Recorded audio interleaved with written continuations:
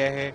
आप ये देखोगे कि निर्भया केस के बाद कानून में जो प्रावधान लाए गए हैं, कानून में जो चेंजेस लेके आए गए हैं, उसमें महिलाओं को इतना प्रोटेक्शन दे दिया गया है कि आज वही प्रोटेक्शन वो यूज़ करके मेन को हरास कर रही हैं। मेरे भाई के साथ जो हुआ, आप लोगों ने ये सारी चीज़ें, वीडियो सारे कुछ सब लोगों ने देखा है।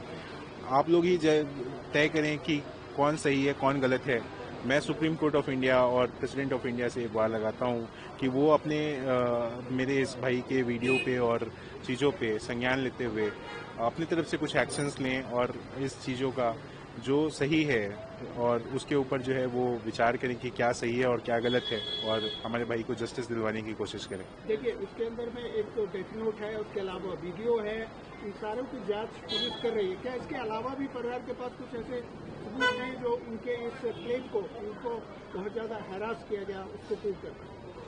सर, आप जो वीडियो बनाया गया है उसमें ईच एंड एवरीथिंग कैसे उसको हरास किया गया है, जो भी जुडिशियल सिस्टम के द्वारा कानून जो बनाए गए हैं फेक केसेस लगाने के द्वारा।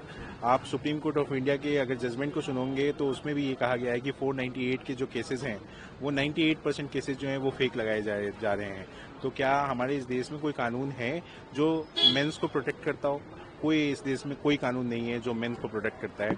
कोई इस देश में कोई कानून नहीं है जो मेन को कहीं ये जाने पे मजबूर करता है कि मेरी बात सुनी जाएगी कहीं पे, या मैं कहीं जाके प्रोटेक्ट हो सकता हूँ।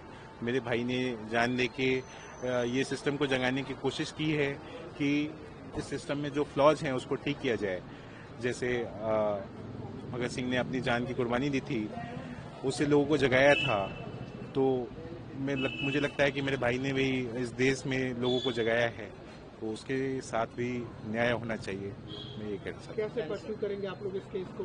आप तो यहाँ से जा रहे हैं, क्या लगातार आप फॉलो करते रहेंगे इस काम में? बिल्कुल, अगर मीडिया हमें साथ दे, बिकॉज इसमें एक सबसे बड़ा जो पॉइंट है वो उस वीडियो में ये है कि उसने जज के ऊपर बोला है।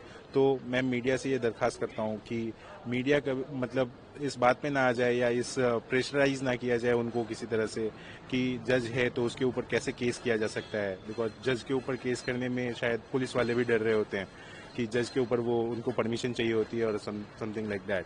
तो उनके ऊपर जो है एलिगेशंस जो लगे हैं इसकी भी जांच आइदर सुप्रीम कोर्ट के द्वारा कुछ कमेटी बना के या कुछ भी करके इस पे देखा जाए कि कैसे उनके ऊपर, या जो पेशकार के ऊपर जो मेरे भाई ने बात करी है कि पेशकार कैसे घूंस लेता है, कैसे क्या करता है, उसके इनकम्स को उसके जैसे भी देखा जाए, जैसे भी किया जाए। आपने अपनी कंप्लेंट में जज का भी नाम दिया?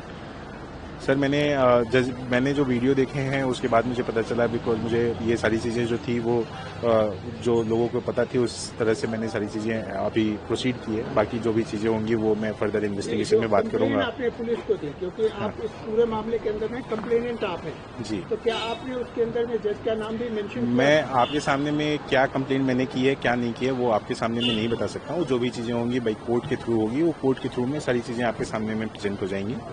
ठीक है, thank you sir, thank you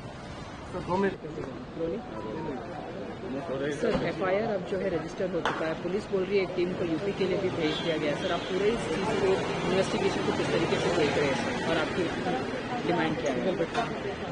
ma'am, मेरी बस डिमांड ये है कि मेरे भाई को जस्टिस मिलना चाहिए।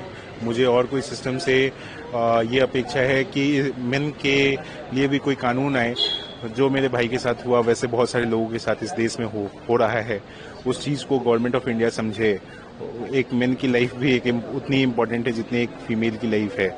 मैं ये चाहता हूँ कि ऐसा ना हो जाए आगे आने वाले सिस्टम में कि लोग मेन को ऐसा डर लगने लगे कि मैं शादी कर रहा हूँ तो सही कर रहा हूँ या नहीं कर रहा हूँ।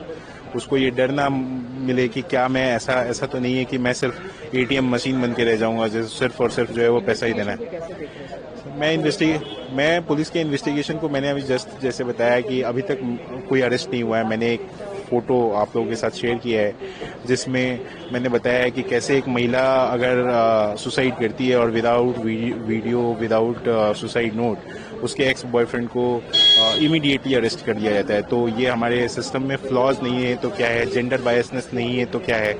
एक मेन जो है वो सुसाइडल वीडियो, इतने मिनट का वीडियो बनाता है, इतने बड़ा सुसाइडल नोट बनाता है, अभी तक एक्शंस जो हैं वो नहीं हुए हैं पुलिस के द्वारा। अब आगे फर्दर कैसे प्रोसीड करना है वो हम लीगल एडवाइस लेके आगे बढ़ेंगे, आगे प्रोसीड करेंगे।